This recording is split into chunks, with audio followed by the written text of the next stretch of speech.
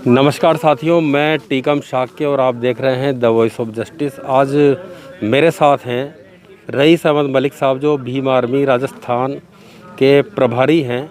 और यहाँ आज 12 ज़िले की किशनगंज जो तहसील है उसके उपखंड इस मुख्यालय पर आज ये एक कैडर कैंप था, उसमें शामिल हुए थे। और इस मौके पर हम इनसे बात करना चाहेंगे कि भीम आर्मी का और आज़ाद समाज पार्टी का जो मिशन है वो आगे कहाँ तक जाएगा, तो हम इनसे चर्चा करना चाहेंगे। और का द वॉइस ऑफ जस्टिस पे स्वागत है। और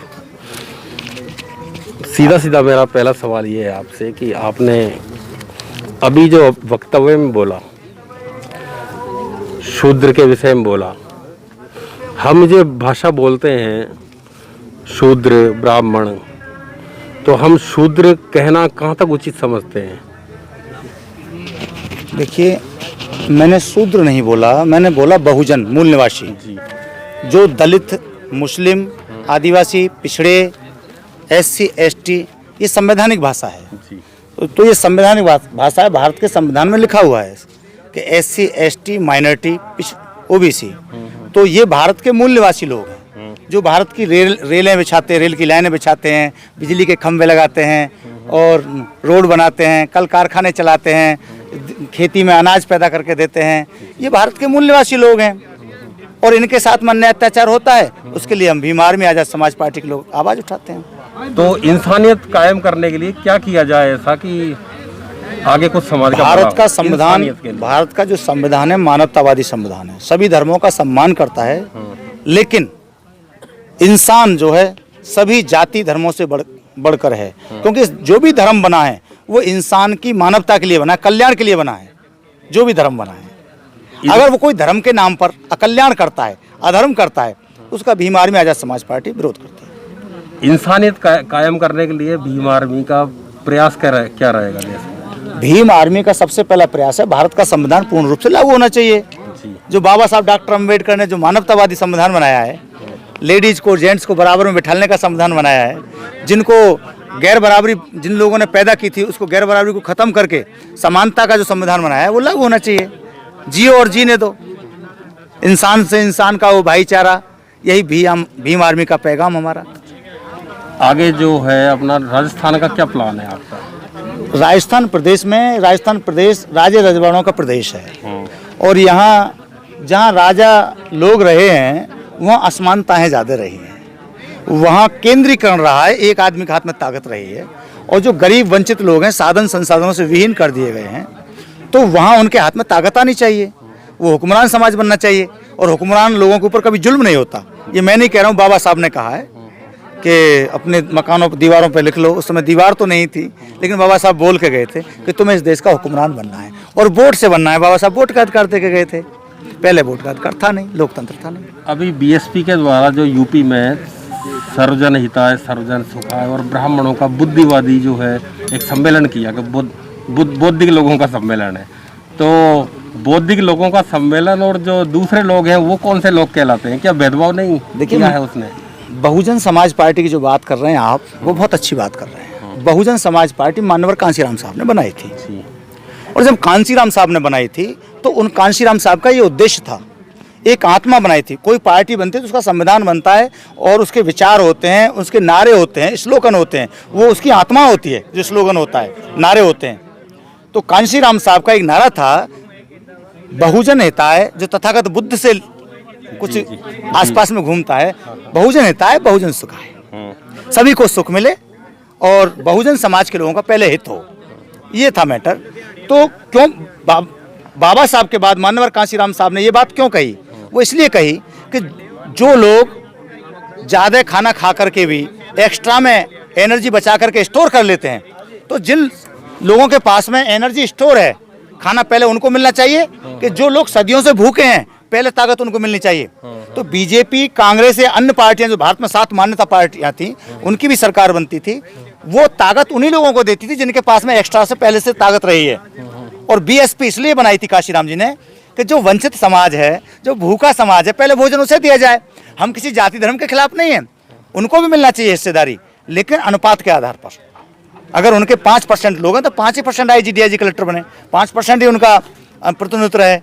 लेकिन जो बहुजन समाज है उसको ज़्यादा मिलना चाहिए, तो बहुजन समाज पार्टी उनको दिलवाना चाहती थी। लेकिन मान्यवर कांसीराम साहब के जाने के बाद उन लोगों का ध्यान कम कर दिया गया, जिसकी जितनी संख्या बारी उतनी की उसकी हिस्सेदारी। ये काशीराम जी की आत्मा थी, ये उनका विचार था। लेकिन नारा कुछ और लगा दिया गया, जिसकी जितनी थैली भारी वो ले जा टिकट हमारी। समाज का कोई उसमें ध्यान नहीं रखा गया, इसलिए वो विचार बदल गया।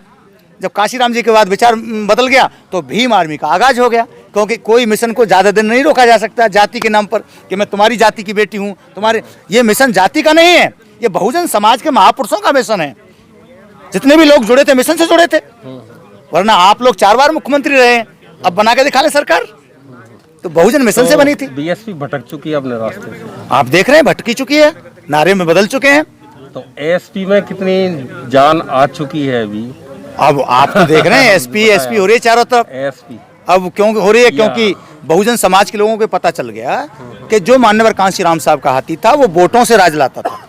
लेकिन अब मान्यवर कांशीराम साहब हाथी को वोटों का भोजन कराते थे तो हाथी प्रसन्न रहता था। लेकिन उनके जाने के बाद में नोटों का भोजन कराना शुरू कर दिया। अब हाथी वोट नहीं खाता बल्कि नोट खाता है, इसलिए बहुजन नाराज हो चुका है, बहुजन कमजोर हो चुका है। कांग्रेस ने 100 के ऊपर जो है संविधान में संशोधन किए हैं, 147 हो चुके हैं शायद। जी मेरा हाँ, आपका अनुमान सही है।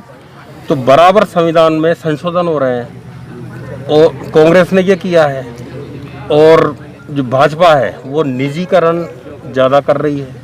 तो हमारे जो संवैधानिक जो अधिकार हैं वो कहाँ तक सुरक्षित रहेंगे? जैसे देखिए, जो हमारे समाज के लोगों देखिए कांग्रेस पुरानी पार्टी है, देश को आज़ाद होने से पहले चली आ रही कांग्रेस।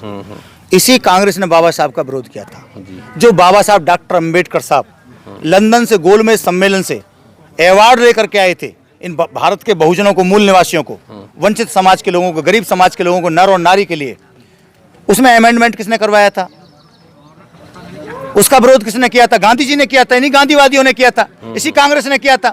जब साइमन कमीशन लंदन से इंडिया आया था, लाहौर में उतरा था, उस समय किसने विरोध किया था? लाला लाजपत राय कांग्रेस के नेता थे, और वहाँ अंग्रेजों की सरकार के माध्यम से वहाँ पुलिस ने डंडा बजाया तो वहाँ मौत हुई थी लाला लाजपत राय जी की।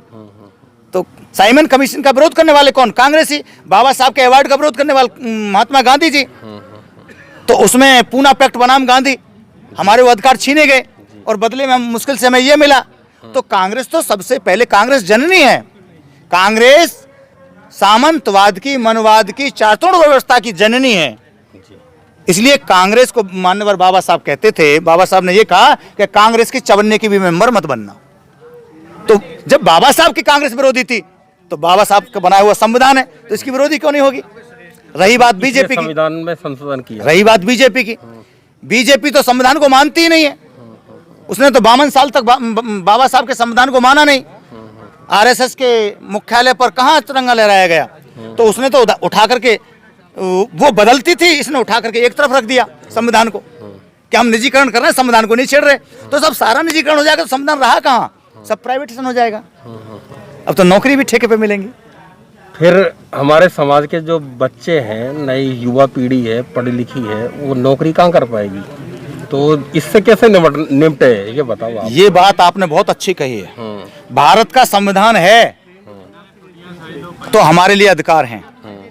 अगर भारत के संविधान में इन्होंने अमेंडमेंट किए और ज़्यादातर निजीकरण किया तो हमारे बच्चे बेरोजगार हो जाएंगे। इसलिए भीम आर्मी आज़ाद समाज पार्टी का सबसे पहला उद्देश्य है कि संविधान की रक्षा के लिए भीम आर्मी बनी है। जी, हमें कोई मारता है तो हम संविधान का सहारा लेते हैं, किसी धर्म या जाति का सहारा नहीं लेते, किसी मजहब का सहारा नहीं लेते, किसी ग्रंथ का सहारा नहीं लेते। भारतीय संविधान हमारे लिए ग्रंथ है, यही हमारे लिए पूजनीय है। इसलिए संविधान का रहना बहुत जरूरी है। और भीम आर्मी जब पावर में आएगी, आज़ाद समाज पार्टी जब पावर में आएगी, क्योंकि भीम आर्मी की पॉलिटिकल विंग है आज़ाद समाज पार्टी, जैसे आरएसएस की पॉलिटिकल विंग है बीजेपी। तो हमारी जो थिंकिंग टैंकर है वो हमारी माँ है भीम आर्मी। भीम आर्मी समाज की सुरक्षा करना चाहती है। भीम आर्मी बहनों की मान सम्मान की लड़ाई लड़ना चाहती है, चाहे वो किसी जाति धर्म की बहन हो। भीम आर्मी भारतीय संविधान को पूर्ण रूप से लागू कराना चाहती है। चाहे कोई थाने तहसीलों में भी अगर कोई संविधान का विरोध करता है या भ्रष्टाचार करके संविधान को पीछे रख करके किसी की मदद करता है अपराधी की, तो भीम आर्मी वहां जाकर खड़ी होती है। ये हमारा उद्देश्य है। धन्यवाद, आपने हमसे बात की आज, और आपका भी बहुत बहुत धन्यवाद। जय भीम। ये थे हमारे साथ रईस अहमद मलिक साहब जो कि राजस्थान के भीम आर्मी और आज़ाद समाज पार्टी के प्रभारी राजस्थान के हैं, और इनसे हमने बात की आज। और भीम आर्मी का जो मिशन है और आज़ाद समाज पार्टी, यानी कि इन्होंने जैसे कहा कि पॉलिटिकल विंग जो है वो आज़ाद समाज पार्टी और भीम आर्मी हमारी थिंक टैंक है और माँ है। तो मिशन जो है भीम आर्मी का वो आगे देश में कायम होगा, और मिशन जो है संविधान को बचाने का है और संविधान की रक्षा, जो भारत के नागरिक के अधिकार हैं उनकी सुरक्षा करना, संविधान की रक्षा करना, ये भीम आर्मी का मुख्य काम है। और जब संविधान बचेगा तो हमारे अधिकार बचेंगे, और अधिकार बचेंगे तो हमारे जीवन का अधिकार इस भारत में बचेगा। धन्यवाद आपका। जय भीम।